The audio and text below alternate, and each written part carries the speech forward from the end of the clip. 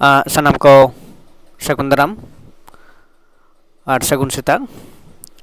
ᱛᱮᱦᱮᱧ ᱫᱚᱵᱚᱱ ᱵᱟᱰᱟᱭᱟ ᱡᱮ ᱨᱮᱵᱷᱟᱨᱮᱱᱰ ᱡᱮ ᱯᱷᱤᱞᱤᱯᱥ ᱡᱟᱦᱟᱸ ᱫᱚ ᱢᱤᱫᱴᱟᱝ ᱢᱤᱥᱚᱱᱟরি ᱞᱮᱠᱟᱛᱮ ᱵᱷᱟᱨᱚᱛ ᱫᱤᱥᱚᱢ ᱛᱮ ᱦᱮᱡ ᱞᱮᱱᱟᱭ ᱟᱨ ᱩᱱᱤ ᱥᱟᱱᱛᱟᱲᱤ ᱥᱟᱶᱦᱮᱫ ᱨᱮᱱᱟᱜ ᱚᱠᱟ ᱠᱚ ᱥᱟᱛᱟᱢ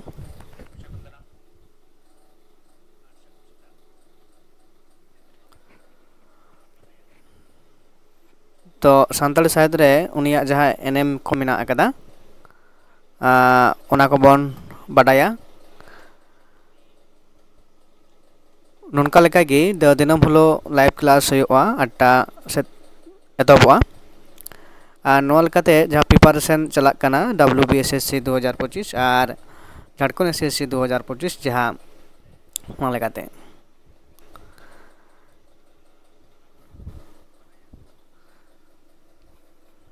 ᱛᱚ ᱯᱳᱭᱞᱳ ᱨᱮᱜᱮᱧ ᱞᱟᱹᱭᱮᱫ ᱠᱟᱱᱟ ᱡᱟᱦᱟᱸ ᱫᱚ ᱚᱱᱞᱟᱭᱤᱱ ᱵᱮᱪ ᱪᱟᱞᱟᱜ ᱠᱟᱱ ᱛᱟᱞᱮᱭᱟ ᱱᱚᱣᱟ WBSSC ᱡᱟᱦᱟᱸ net set WBSSC YouTube channel खुना गी जहाँ को नौकाना नोट्स से PDF हताव सना पेया एंडखान जोगाजोग पे हेसे और ना लेकाते आपे बिनिड लगित ते सुद सपड़ाप पे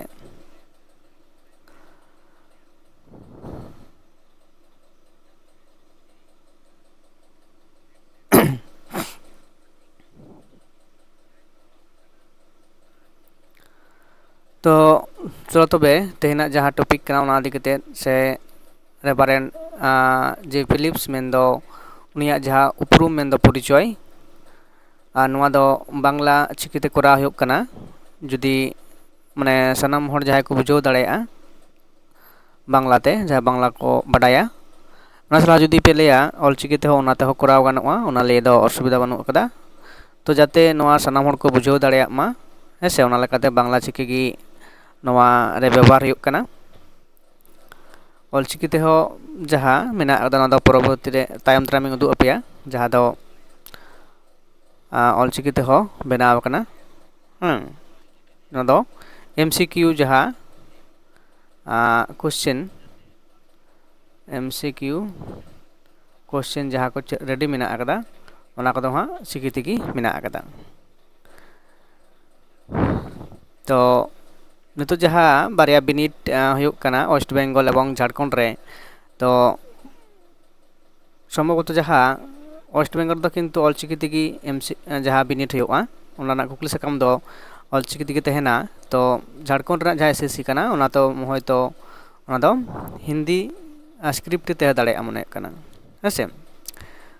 तो मान खान जाय को लाइब्रेरी को जॉइन तबना लगन लगन जॉइन तबन पे ओना लगित ते कटी तंगी होइलेन गी और इन परे गी क्लास दा एतहब हुयुगा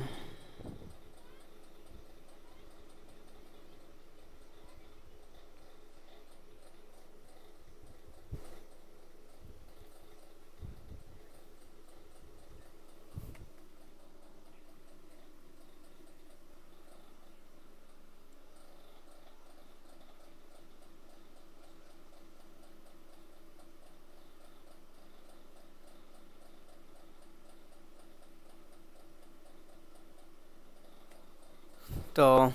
तेना जहाँ टॉपिक ना बन आरंभ रगी जे रेफरेंट जे फिलिप्स जहाँ पूरा nyutum नोडे बन नेल दाड़ेया कना जे जेरेमिया फिलिप्स तो ओना लका लेका स्पेलिंग होय दाड़ेया नोडे कटी नेल ताबन पे हेसे इंग्लिश ते स्पेलिंग जेहेतु आर जातीयता मेंदो अमेरिकान मिशनरी जातीयता मेंदो नेशनलिटी से आइडेंटिटी जहाँ उपरूम ताय उनिया जोनी दो ओकारेन हर कनाय हेसे तो ओना लेकाते नोडे नेलोग कना जे अमेरिकान मिशनरी लेकाते अब भारत ते लेनाय आगमन मेंदो 1836 बा 1838 साल मतांतर नोआ गति मतामत हयतो विभिन्न पुथि रे से जहाँ खन गिबन बाडाय दाड़ेया से बन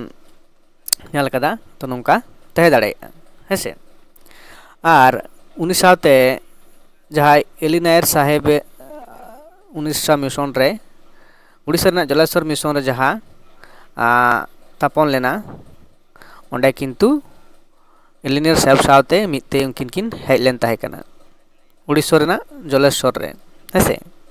ᱛᱟᱯᱚᱨᱮ ᱱᱚᱣᱟ ᱢᱤᱥᱚᱱᱟরি ᱥᱚᱝᱥᱛᱷᱟ ᱡᱟᱦᱟᱸ ᱫᱚ ᱱᱚᱰᱮ ᱧᱩᱛᱩᱢ ᱧᱮᱞᱚᱜ ᱠᱟᱱᱟ ᱡᱮ मिशनारि संस्था मेन्दो American Baptist Foreign Mission Society हेसे तो नुआ मिशन फॉरेन सोसाइटी तला तेगी नुकिन दो भारत दिसोम तकिन हेज लेना एवं ओना मिशन रेना जहाँ कमी होरा को आतेन भारत रेन संताड़ गताक रेन मानमी कोटेन जहाँ दो उड़ीसा पनत रेया जलेश्वर रे एवं इन पर बन नेला जे रेवरेंड जे फिलिप्स ओका लेकान कमी को संताड़ को तलारे कोराव ले तारे कना एवं ओकारे आय कमी रेना ठाव ताहे कान ताया तो ना बन नेला जे काजेर क्षेत्र नोडे जहाँ को नेलोक कना जे काजेर क्षेत्र में दो कमी रेना जहाँ ठाव है मूलत सावताल समाज और तादेर भाषा निये काज सावताली भाषा आज सेड़ा मेन सेकेंड 3 नम्बर हुई कना भाषार माध्यमे धर्म प्रचार शिक्षा और साहित्य चर्चा करें तो नोआ हुई कना आया मूल कमी रेना जहाँ उद्देश्य से जॉर्ज आते भारत देशम ते हेज लेन ताहे कनाय एवं नोआ को इदी कते गे आया दो कमी से खंद्रनिया तलाते आया कमी को दोय एतोब ले ताहे कना नोडे जुदी आबो बन नेला जहाँ दो पोलुना जहाँ लेट कना जे मूलत सावताल समाज और तादेर भाषा निये काज मेन्दो मिशनारि साहेब लेका जखन 1836 बा 1838 साल रे उड़ीसा रे हिजुक कनाय अमेरिका बैप्टिस्ट मिशन परेनाते एवं हेज परे ओना टोठा रेन संताल को से संताल आतो करे से गताक रन हर को सावते मेशा कते आया जहाँ कमी मेन्दो सान्ताली पार्सी ते चिका प्रथमत हुई सान्ताली पार्सी सेड़ाय दाय सेरा परे माचिद लेकाते जहाँ को ताहे कना रेन गड़ो सपोद लेकाते सान्ताड़ कोगी जहाँ दो मिशनारी को जहाँ पार्सी को बडाय ताहेन तो उनको गड़ो सपोद ते मना पार्सी सेड़ा केदाय पार्सी सेड़ा परे आदो ओना सान्ताड़ आतुरेन से सान्ताड़ को गताक रेन हर को साथे मिला मिसे कते उनकोआ जहाँ कहानी कुदुम मेन कथा भेंता कथा नोआ को दिकते ऑलबिल एतहब केदाय हेसे ऑलबिल एतहब पर के जहाँ को बन नेलताय उनिया जहाँ पुथी को ऑलेत कना ओना तायम दाराम रे बन नेलताया प्रथमत ओना सान्ताली पार्सी सेड़ाय ताबोनाय एवं ओना पार्सी चिका लेकाते हाराबुरु आरो ऑलबिल गानोआ जहाँ को कहानी कुदुम रेना ऑल रूप ते आगु गानोआ एवं ओना पुथी आकार ते छापा गानोआ नोआ रेना पहिलो कुरुमुटु से ओना कमी ताय एवं उना सावतेगी जहाँ दो आया जहाँ मिशनारी को मिशन रेना जहाँ पॉलिसी से जॉर्ज से उद्देश्य ताहे कान ताया ओना दो कना अबुआ पार्सी ते बाय सेड़ा लेखान मेन दो सान्ताली पार्सी बाय सेड़ा लेखान तो सान्ताड़ को ठेन चिका लेकाते आया धर्म प्रचारा हेसे ओना हो मिदटांग कना जे पार्सी सेड़ा तायम एवं उनको साथे मिलामेशा तला तेगी गाते गपाते से गपाल माराव तला तेगी आया धर्म रेना बुगिया कथा कोई प्रचार केदा और इन सावते जहाँ दो आरो मिदटांग जे चेलदा शिक्षा और साहित्य चर्चा करें तो नोआ लेकाते सान्ताड़ गताक रन मानमी को ठेन आया मिदटांग उनको मनरे ठाव हामेट लगित ते चिका केदा उनको सिखनत रेना जहाँ साहित्य चर्चा रेना जहाँ धारा उना किन्तु उना हो कमी एतहब केदा तो ओना लेकाते सान्ताड़ को हो मिदटांग सेचेद रेना को नाम केदा एवं अको साहित्य हारा बुरुक कना एवं नोआ लेकाते जेंगेद रेन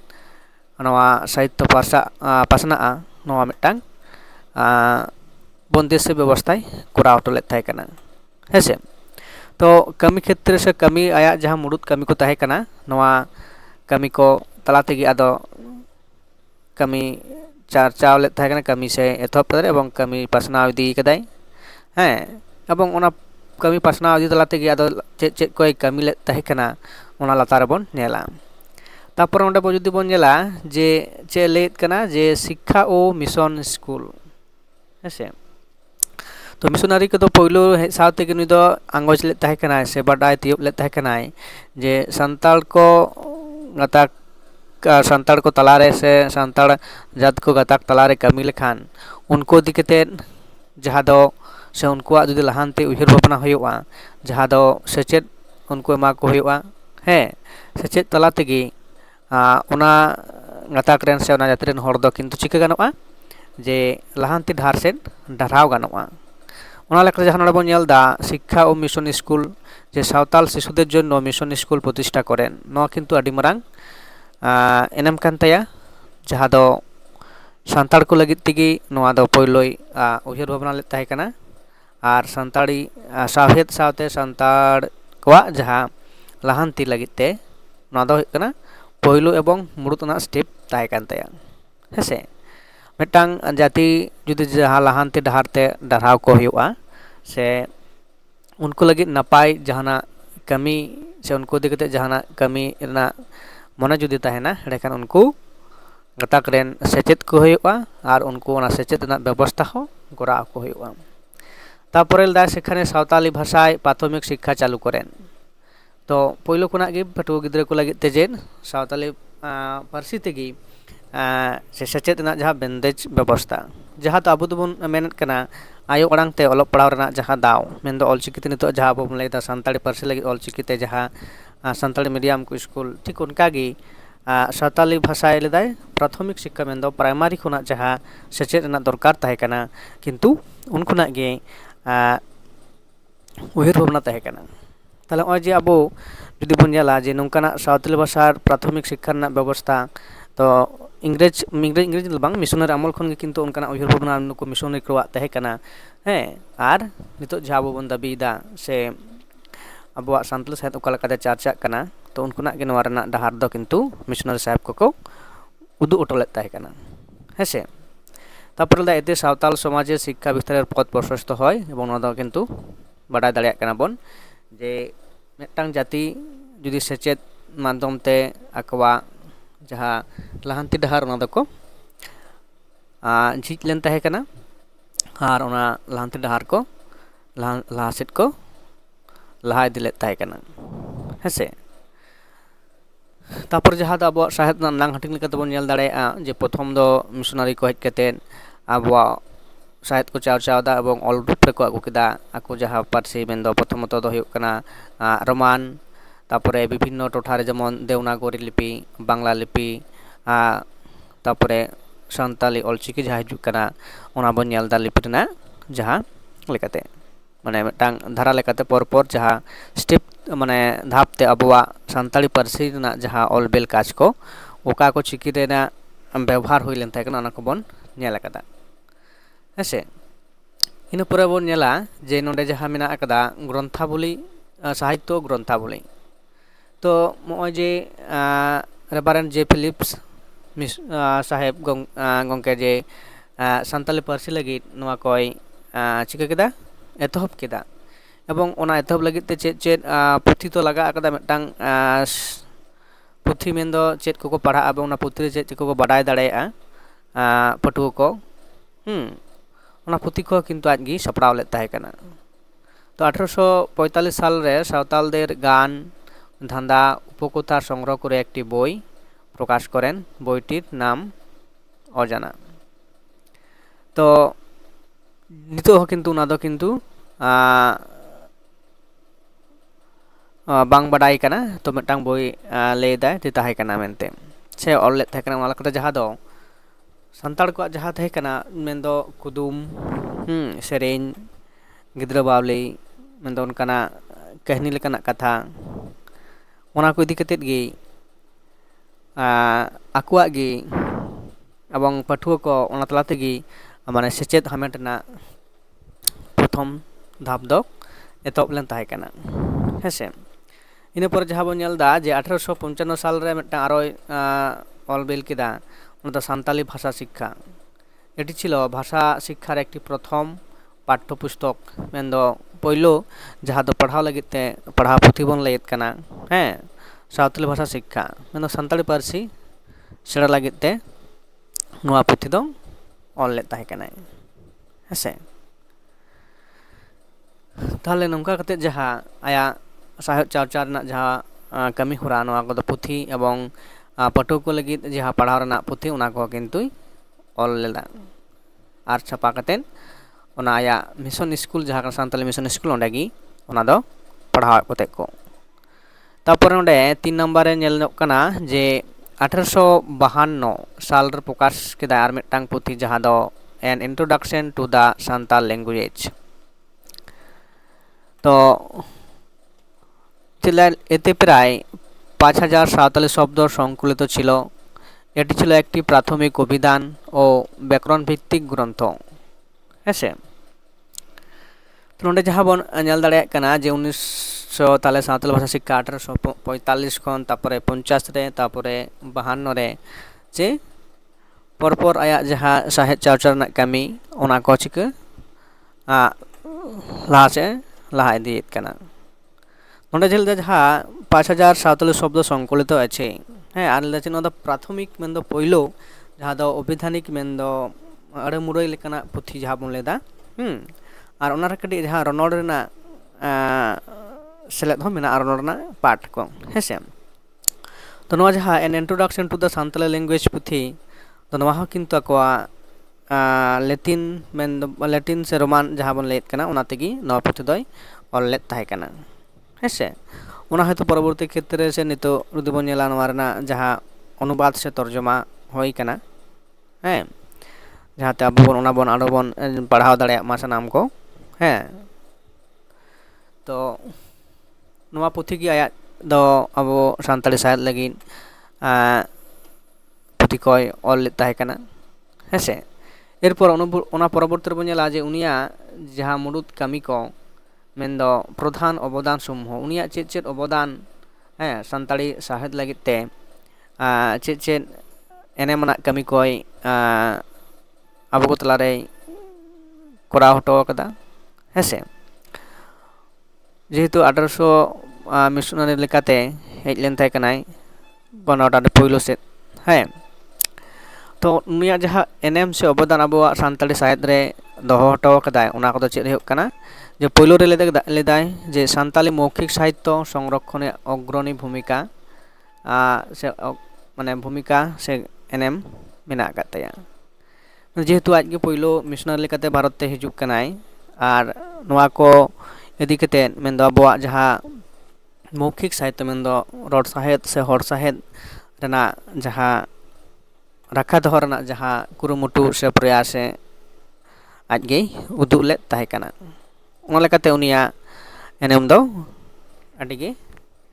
बाडायोग कना तापर दोसार बन नेलदा जे सावताली भाषार लिखित रूपे रूपान्तरकारी प्रतीकित हेसे नोहा मिटांग आडी मारांग कमी कना जहाँ दो सान्ताली पारसी रेना जहाँ दो ऑल रूप किंतु नुईगी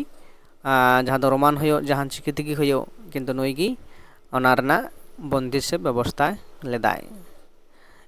हेसे जे सान्ताली पारसी जहाँ को तुमल कते जहाँ ऑलेत कना और आइरेन जहाँ अबो सान्ताड़ रेन गड़ो सपोर्ट लेका तो कमी कानते उनीगी किंतु नवा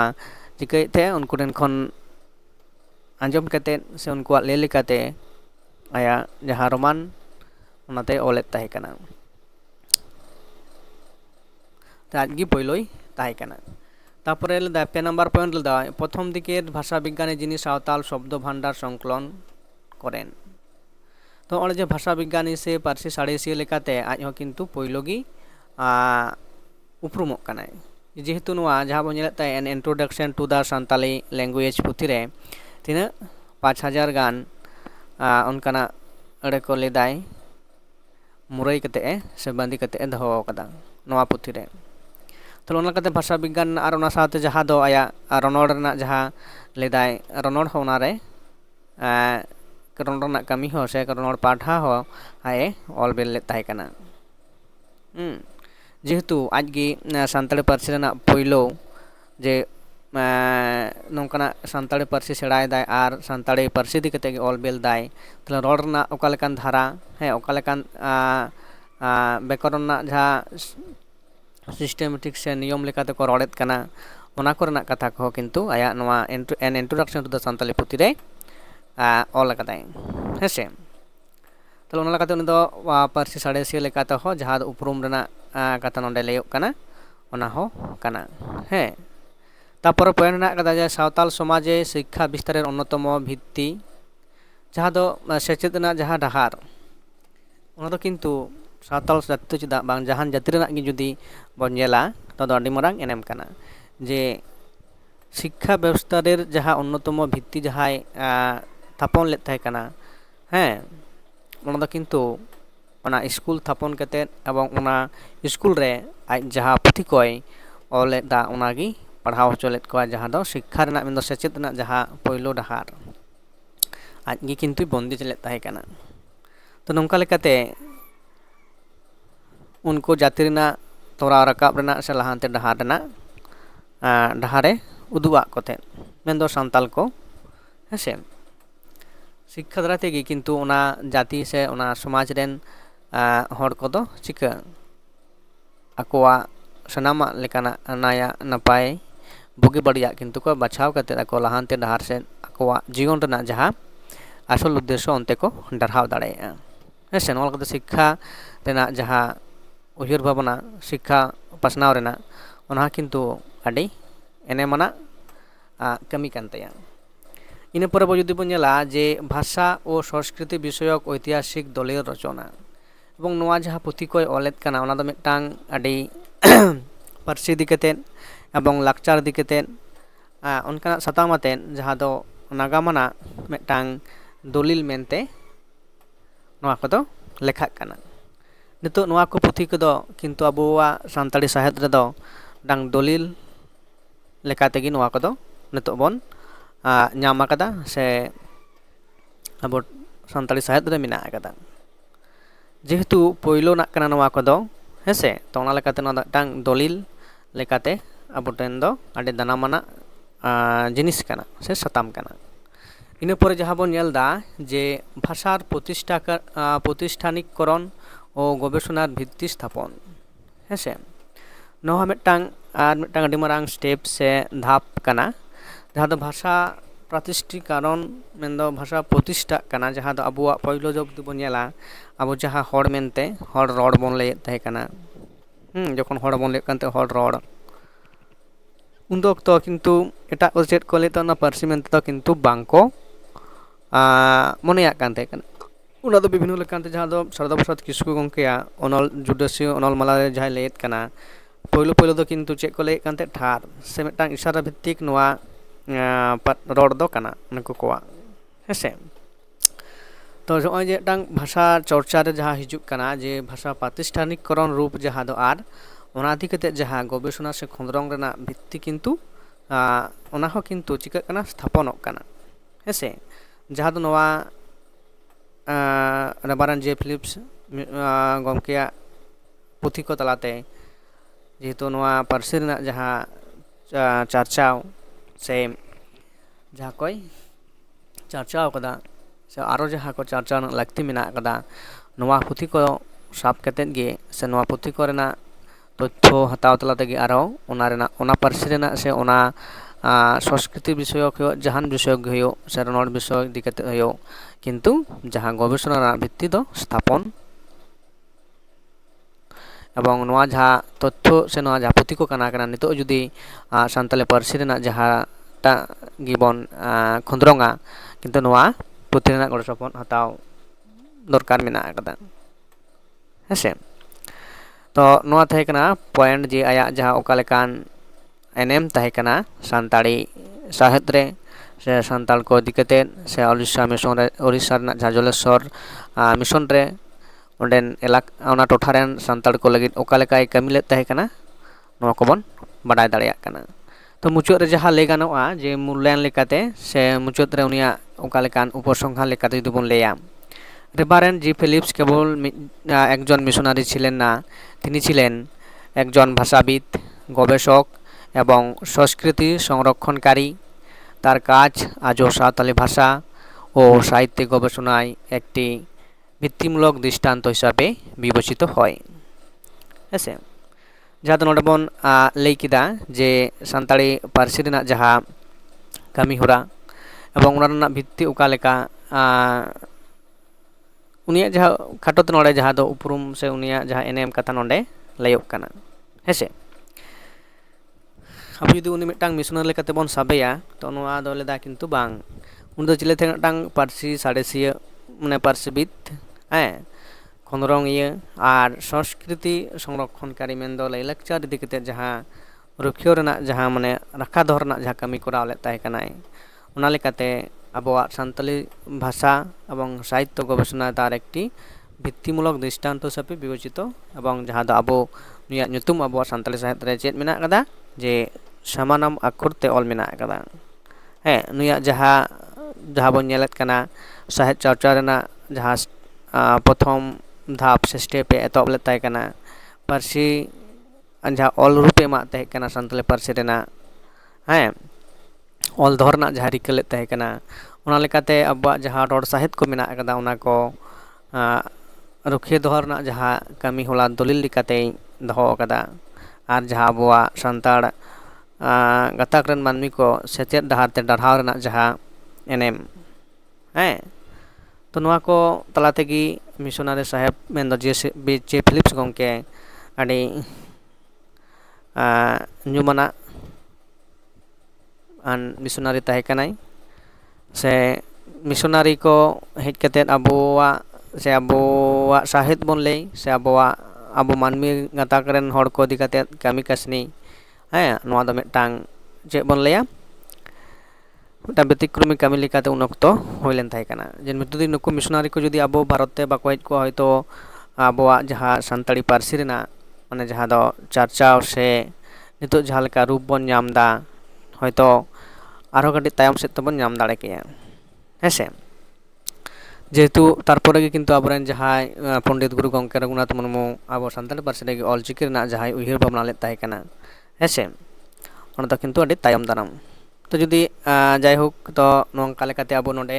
ᱛᱮᱦᱮᱧ ᱵᱚᱱ ᱵᱟᱰᱟᱭ ᱠᱮᱫᱟ ᱨᱮᱵᱟᱨᱮᱱ ᱡᱮ ᱯᱷᱤᱞᱤᱯᱥᱟᱜ ᱡᱟᱦᱟᱸ ᱠᱷᱟᱴᱚ ᱩᱯᱨᱩᱢ ᱥᱮ ᱩᱱᱤᱭᱟᱜ ᱚᱠᱟ ᱞᱮᱠᱟᱱᱟᱜ ᱥᱟᱱᱛᱟᱲ ᱥᱟᱶᱦᱮᱫ ᱨᱮ ᱚᱵᱚᱫᱟᱱ ᱥᱮ ᱮᱱᱮᱢ ᱢᱮᱱᱟᱜ ᱟᱠᱟᱫ ᱛᱟᱭᱟ ᱚᱱᱟ ᱠᱚᱦᱚᱸ ᱵᱚᱱ ᱜᱟᱞᱚᱪ ᱠᱮᱫᱟ ᱤᱱᱟᱹ ᱯᱚᱨᱮ ᱱᱚᱰᱮ ᱢᱩᱪᱟᱹᱫ ᱨᱮ ᱢᱤᱫᱴᱟᱝ ᱡᱟᱦᱟᱸ ᱠᱩᱠᱞᱤ ᱟᱯᱮ ᱴᱷᱮᱱ ᱥᱟᱸᱫᱮᱥ ᱫᱚ ᱢᱮᱱᱫᱚ ᱦᱚᱸᱜᱼᱚᱭ ᱡᱮ ᱱᱚᱝᱠᱟᱱᱟᱜ ᱡᱟᱦᱟᱸ ᱟᱯᱮ ko ᱥᱟᱢᱟᱝ ᱨᱮ ᱱᱚᱣᱟ ᱥᱚᱫᱚᱨ ᱦᱩᱭᱩᱜ ᱠᱟᱱᱟ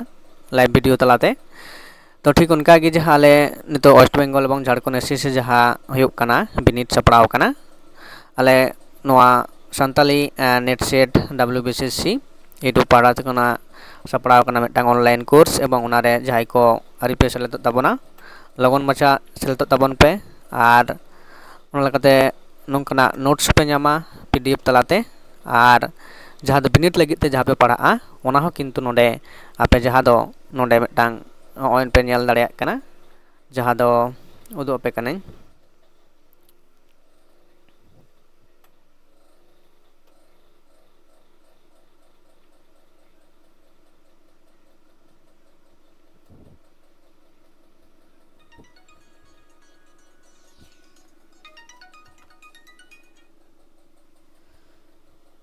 ᱡᱮ ᱟᱞᱮᱭᱟᱜ ᱡᱟᱦᱟᱸ ᱠᱳᱪᱤᱝ ᱪᱟᱞᱟᱜ ᱠᱟᱱᱟ ᱛᱚ ᱱᱚᱜᱼᱚᱭ ᱱᱚᱰᱮ ᱧᱮᱞ ᱯᱮ ᱱᱚᱰᱮ ᱫᱚ ᱥᱩᱫᱷᱩ ᱱᱚᱣᱟ ᱡᱟᱦᱟᱸ ᱡᱮᱦᱮᱛᱩ ᱱᱚᱣᱟ ᱴᱚᱯᱤᱠ ᱠᱟᱛᱮᱫ ᱥᱮ ᱨᱮᱵᱟᱨᱮᱱ ᱡᱮ ᱯᱷᱤᱞᱤᱯ ᱤᱫᱤ ᱠᱟᱛᱮᱫ ᱡᱟᱦᱟᱸ ᱴᱚᱯᱤᱠ ᱵᱚᱱ ᱜᱟᱞᱢᱟᱨᱟᱣ ᱠᱮᱫᱟ ᱛᱚ ᱱᱚᱣᱟ ᱨᱮᱱᱟᱜ ᱡᱟᱦᱟᱸ ᱚᱠᱟ ᱞᱮᱠᱟᱱ MCQ ᱴᱟᱭᱤᱯ ᱢᱟᱱᱮ কোশ্চেন ko ᱵᱮᱱᱟᱣ ᱟᱠᱟᱱᱟ ᱟᱨ ᱱᱚᱝᱠᱟᱜᱮ ᱥᱤᱞᱮᱵᱟᱥ ᱨᱮᱱᱟᱜ ᱡᱟᱦᱟᱸ ᱴᱚᱯᱤᱠ ko ᱢᱮᱱᱟᱜ ᱟᱠᱟᱫᱟ ᱚᱱᱟ ᱴᱚᱯᱤᱠ ᱠᱚᱨᱮᱱᱟᱜ ᱚᱱᱠᱟ ᱟᱞᱳᱪᱚᱱᱟ ᱦᱩᱭᱩᱜ ᱠᱟᱱᱟ ᱟᱨ ᱱᱚᱝᱠᱟᱱᱟᱜ PDFs ᱢᱮᱱᱫᱚ MCQ ᱱᱳᱴᱥ ᱞᱮ ᱮᱢᱟ ᱠᱚ ᱠᱟᱱᱟ ᱦᱮᱸᱥᱮ ᱛᱚ ᱱᱚᱜᱼᱚᱭ ᱯᱮ ᱧᱮᱞ ᱮᱫᱟ ᱱᱚᱰᱮ ᱛᱮᱞᱟ ᱱᱚᱰᱮ ᱜᱮ ᱛᱟᱦᱮᱱ ᱠᱟᱱᱟ ᱟᱨ ᱚᱱᱮ ᱡᱟᱦᱟᱸ ᱱᱤᱭᱟᱹ ᱢᱟᱲᱟᱝ ᱨᱮᱵᱚᱱ ᱜᱟᱞᱢᱟᱨᱟw ᱠᱮᱫᱟ ᱨᱮᱵᱟᱨᱮᱱ ᱡᱮ ᱯᱷᱤᱞᱤᱯᱥ ᱤᱫᱤ ᱠᱟᱛᱮᱫ ᱡᱟᱦᱟᱸ ᱫᱚ ᱜᱟᱞᱢᱟᱨᱟᱣ ᱛᱟᱞᱟᱛᱮ ᱥᱮ ᱡᱟᱦᱟᱸ ᱞᱮᱠᱟᱱᱟᱜ ᱠᱟᱛᱷᱟ ᱠᱚᱵᱚᱱ ᱵᱟᱰᱟᱭ ᱠᱮᱫᱟ ᱡᱟᱦᱟᱸ ᱫᱚ ᱱᱚᱰᱮ ᱟᱯᱮ ko ᱱᱳᱴᱥ ᱛᱟᱞᱟ ᱛᱮᱦᱚᱸ ᱯᱮ ᱧᱟᱢ ᱮᱫᱟ ᱟᱨ ᱚᱱᱟ ᱨᱮᱱᱟᱜ MCQ ᱦᱚᱸᱯᱮ ᱧᱟᱢᱟ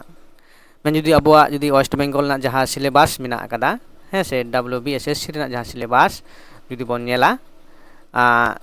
ᱡᱟᱦᱟᱸ ᱥᱤᱞᱮᱵᱟᱥ ᱦᱮᱱᱟᱜ ᱟᱠᱟᱫᱟ ᱚᱱᱟ ᱫᱚᱵᱚᱱ ᱧᱮᱞᱟ ᱡᱮ ᱯᱮᱭᱟ ᱱᱟᱝ ᱛᱮ ᱦᱟᱹᱴᱤᱧ ᱢᱮᱱᱟᱜ ᱟᱠᱟᱫᱟ ᱢᱮᱱᱫᱚ ᱦᱚᱲ ᱚᱵᱚᱛᱟᱨ ᱢᱮᱱᱫᱚ 1854 ᱠᱷᱚᱱ ᱢᱟᱲᱟᱝ ᱥᱮᱫ ᱡᱟᱦᱟᱸ ᱢᱮᱱᱟᱜ ᱟᱠᱟᱫᱟ ᱛᱟᱨᱯᱚᱨᱮ ᱠᱷᱮᱨᱣᱟᱲ ᱚᱵᱚᱛᱟᱨ ᱛᱟᱨᱯᱚᱨᱮ ᱢᱮᱱᱟᱜᱼᱟ ᱥᱟᱱᱛᱟᱲ ᱚᱵᱚᱛᱟᱨ ᱱᱚᱣᱟ ᱯᱮᱭᱟ ᱦᱟᱹᱴᱤᱧ ᱫᱚ ᱦᱟᱹᱴᱤᱧ ᱛᱮ ᱢᱮᱱᱟᱜ ᱟᱠᱟᱫᱟ ᱮᱵᱚᱝ ᱚᱱᱟ ᱦᱟᱹᱴᱤᱧ ᱠᱚᱨᱮᱱᱟᱜ ᱡᱟᱦᱟᱸ ᱯᱟᱲᱟ ᱯᱩᱛᱷᱤ ko ᱢᱮᱱᱟᱜ ᱟᱠᱟᱫᱟ ᱛᱚ ᱚᱱᱟ ᱠᱚ ᱨᱮᱱᱟᱜ ᱡᱟᱦᱟᱸ ᱚᱱᱠᱟ ᱯᱟर्ट वाइज किंतु ᱚᱱᱟ ᱠᱚ ᱠᱩᱠᱞᱤ ᱠᱚ ᱵᱮᱱᱟᱜ ᱠᱟᱱᱟ ᱟᱨ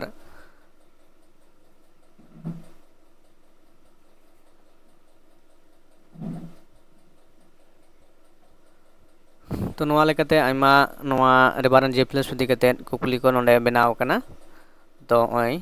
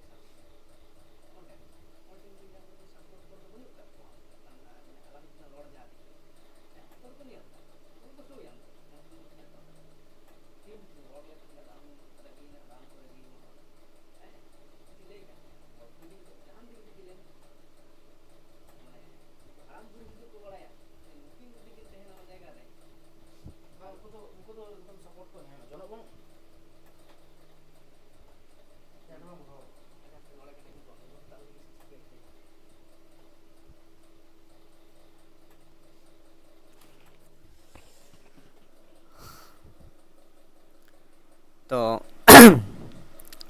नॉय पे नेल दाड़े कना जे ओका लेकाना क्वेश्चन को बेना कना एवं नोवा को क्वेश्चन को आपे को पीडीएफ तला पे नामा तो मानकान तेहना गलमात हतम दो नोंका गे कना तो नोंडे गे लाइव दो मुचाद हुयुग कना नोनका गे दिनम दिन मोटामुटी 8टा खुना 8:30 बा जहाँ 30 मिनट जहाँ लाइव क्लास ओना दो दिनम दिन गे हुयुगा और निया परे हो जहाँ को मेना अकदा पूरे टॉपिक को जहाँ मेना अदा पर ओना टॉपिक को बन गलोच दिया नोंका लेका देगी नोआ लाइव क्लास दो दिनम गी हुयुगा हेसे तो मानखान सनम को नोआ यूट्यूब चैनल जहाँ पे सब्सक्राइबा तो सब्सक्राइब ताबन पे शेयर ताबन पे और